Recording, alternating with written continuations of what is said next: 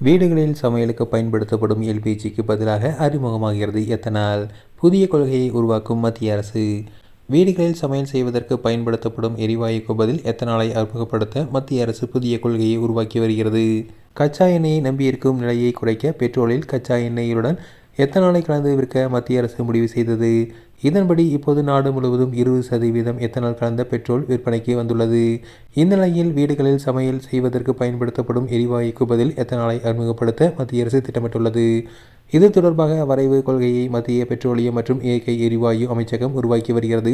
இந்த கொள்கையில் எத்தனாலை பயன்படுத்துவதை ஊக்குவிக்கும் நடவடிக்கைகள், மானிய திட்டங்கள் மற்றும் இதற்கான தனி விநியோக சங்கிலி உருவாக்குவது ஆகியவை இடம்பெறக்கூடும் என தகவல்கள் வெளியாகியுள்ளது. மேலும் எரிபொருள் விநியோக நிறுவனங்கள் கூட்டமைப்புகளும் அரசுடன் இணைந்து இந்த தொடர்பாக பேச்சுவார்த்தை நடத்தி வருகின்றன.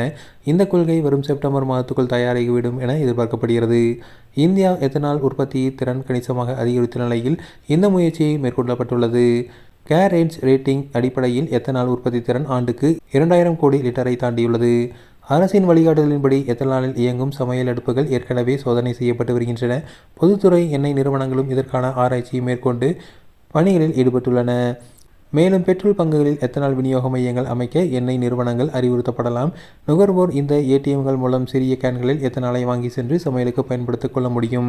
எல்பிஜி இறக்குமதி இந்தியா இன்னமும் வளைகுடா நாடுகளையே பெரிதும் நம்பியுள்ளது. இந்த நிலையில் சமீபத்திய மேற்காசியாவில் ஏற்பட்ட போர் இந்தியாவின் எல்பிஜி விநியோகத்தை பாதித்தது.